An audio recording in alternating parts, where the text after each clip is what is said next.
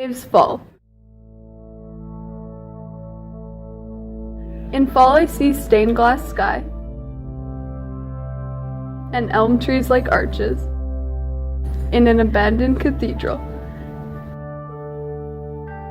Dave says he hears orange sound. I can only imagine. Maybe it's the sound of an absent wind, no longer brushing against fallen leaves that lie crisp in the dusty sunlight. But he can't see the sunlight, only hears orange sound as his white cane sweeps through the leaves. This is the analysis of Dave's Fall by Andrea Holtzlander. These are the subjects we've touched on. So in the poem, at the beginning, we're introduced to an individual who can experience fall. He can see everything. And then later on, we're introduced to Dave, who is blind, and he has to use his feelings to describe what's going on instead of actually visually seeing stuff. The theme of the poem of Dave's Fall is nature and how different individuals experience it based on their abilities. It's based on how far they are willing to extend into their own experiences, so their adventures. And the mood of Dave's Fall is empathetic because while you're reading the poem, you feel sad for the character because Dave can experience everything in nature that individuals who can actually see are. And then the individual who can see, he gets to experience everything in nature, but he's missing out on all of the feelings that Dave gets from not experiencing it. It's almost empathetic, so it's almost making you feel bad for him, want to make a change, help him through a situation. Tone is sympathy. So the poet is trying to create a tone of sympathy, showing the character going through hardship and sadness just because of the things that he has to go through. The tone is more it's almost like I said, it was trying to make a point. It was trying to almost make you feel fortunate on all that you have, because Dave obviously is blind. Figurative language. There was only one example of figurative language. It was the simile and elm trees like arches. The poet uses this to kind of bring in more imagery to the poem and comparing two different things. The imagery is the poet uses the term orange sound a lot, and that creates a visual in your mind of what Dave has to experience because he can actually see what fall looks like. And the author also uses, in fall I see a stained glass sky, which could represent the clearness that the individual who can see has on fall and actually getting to experience it. Stained glass skies, it's almost like it's clear, it's he has a colorful, clear viewpoint because he can actually see. So character traits, we're going to talk and dig deeper into the characters. Well, we decided that Dave would be a strong character who has gone through a lot of hard times but is able to put that behind him and think of the positives and move forward almost. Yeah. And then the other individual, he's just kind of average. He gets to experience everything like everybody else does. Okay, so that's all we have to cover for Dave's Fall by Andrea Holtzlander. The Enchanted Forest.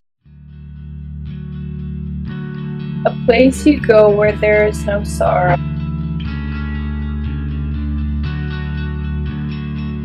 Where worries float away with the breeze till tomorrow. Where the moon reflects off water lying still, as the creatures below mark destinies fulfilled. Where fairies float from tall blossom trees, while new fallen dew rests on the supple summer leaves. Where soft petals wisp in the current of the night summer air, and the stars tell stories of the night so fair. Where the sound of sweet singing makes tune with the breeze, as mystical spirits glide above the trees. While your journey begins, remember what awaits. The magic and mischief of your unknown fate.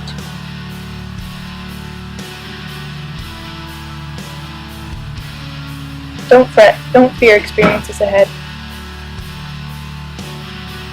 Encourage adventure.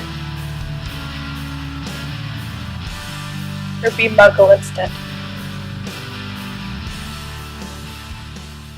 We are going to start the analysis of the Enchanted Forest, which is a poem I wrote. Thanks, Sydney. The mood that I aim to get across is more mystery, kind of a mystical feel. So when you read it, you almost feel like you don't know what to expect. It's kind of cool. The theme I meant to get across was that when people who identify the beauty and peace and mystery in nature, they're more likely to learn more about themselves and experience the adventures ahead with a clear mind. My tone is more reflective, so reflecting your own experiences and almost makes you wonder. Figurative language, I don't really have as much figurative language as I probably should. I like using more imagery to make you think that you're there and make you picture like it's surrounding you, because that's just my thing. But I guess in figurative language I have a lot of rhyming, obviously, and I have a metaphor. For example, where worries float away with the breeze till tomorrow. They don't actually do that. Imagery, where the moon reflects off water lying still. That's obviously one. While new fallen dew rests on the supple summer leaves. I don't have any characters in here, it's just more of a imagery poem. It's like I make you feel like you're the character in there. Personally, when I read the poem, I feel kind of happy when I read it because it gives me a chance to reflect and like think about things to reflect on.